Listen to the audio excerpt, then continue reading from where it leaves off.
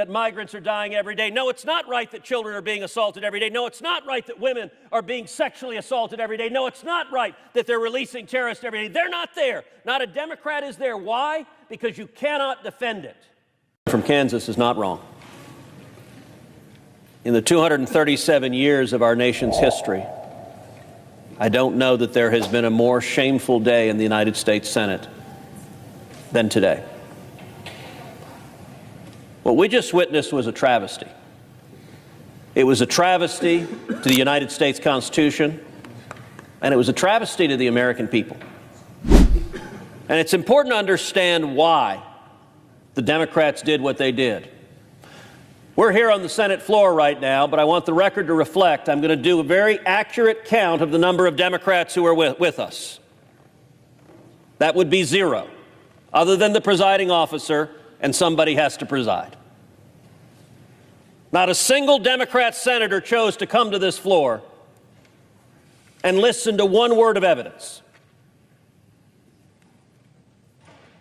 When it comes to the Constitution, the Democrats concluded that Joe Biden and Alejandro Mayorkas defying federal law, ignoring the text of the statute, deliberately releasing criminal illegal aliens over and over and over again, that's just hunky-dory. You can't impeach him for that. Every Democrat just voted. By the way, every cabinet member, guess what? You've just been given a blank slate. Ignore the law. When Democrats are in charge of the Senate, the entire cabinet could ignore the law. It is no longer impeachable. In Democrat wonderland, when a member of the executive branch openly defies the law. By the way, every Democrat just voted that way. They didn't hear one word of argument. The majority leader didn't stand up and say, here's the reason why it's okay. No, he didn't present that argument. They didn't read a brief. Nobody wrote a brief. They didn't care enough to know what Senator Lee just laid out, that the Biden Department of Justice went in front of the U.S. Supreme Court and said if the executive defies the law, the answer is impeachment. The willingness of every Democrat to be blatantly hypocritical. Just last year, the Biden Justice Department said, no, you can't sue in court when we, the Biden administration, defy the law. The answer is impeachment. In like 3-card money. Every Senate Democrat said, no, the answer is not impeachment. I don't know what it is.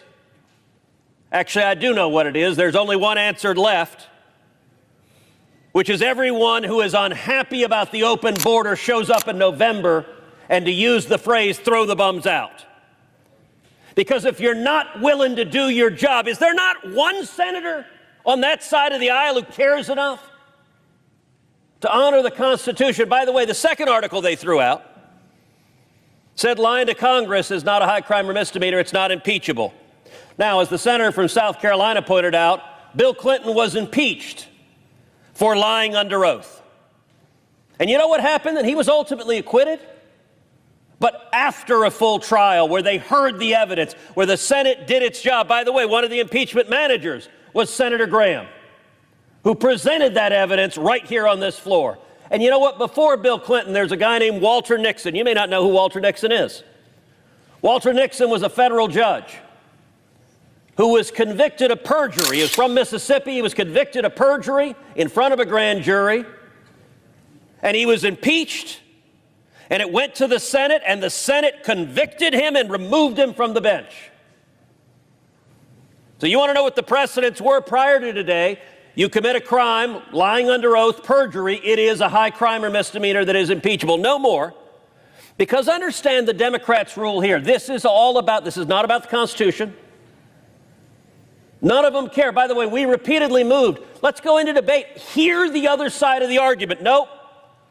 Look, the famous 3 monkeys, hear no evil, see no evil, speak no evil. That's just evil, what they did. They don't want to know because they don't care, because it's not about the Constitution. It's not about the law. It is about political expediency. But every bit as violent as what they did to the Constitution was, It's even more offensive what they did to the American people. Last year, 853 migrants died crossing illegally into this country. That's almost 3 a day. You go down to the southern border, you go down to Texas, which the Democrats don't bother to do because they don't care about the people dying. And you see photograph after photograph that Texas farmers and ranchers are finding of dead bodies on their property. Many of my colleagues here have been down there with me, have seen the elderly people the human traffickers have abandoned, have seen the pregnant women the human traffickers have abandoned, have seen the infants and toddlers left to die. The Senate Democrats just told the American people they don't give a damn about the bodies and the people who have died the last 3.5 years, and they don't give a damn about the people that are going to die next week. Next week, more migrants are going to die. When we brought 19 senators down to the border, we went out on a boat in the Rio Grande. We saw a man floating dead in the water. Senator Lee was there. Senator Kennedy was there. He had died that day. The Democrats just told the American people they don't care. When you go down to the border and you look at the children who've been brutalized, just about all of us here are parents. I will tell you, when you look in the eye of a little girl or a little boy who's been abused by traffickers, and you see it, you see the pain, you see the agony of children trapped in sex trafficking, the Democrats just said they don't care. They won't hear the evidence, they don't care that it's deliberate, and they don't care that it'll happen next week, that it'll happen tomorrow. Tomorrow there will be children brutalized because of the Democrats' open border policies, and not a one of them cares. They don't care about the women who are repeatedly sexually assaulted. Again, when you look in the eyes of these women coming over, it's heartbreaking. And the Democrats just said, we don't care. And they don't care about the more than 100,000 Americans that died last year from drug overdoses. The highest in our nation's history. 70% of that is from Chinese fentanyl coming across our southern border. And the Democrats said, we don't want to hear about it. We're not interested in the Americans dying. You know what they also don't care about? They don't care about the criminals that are being released day after day after day.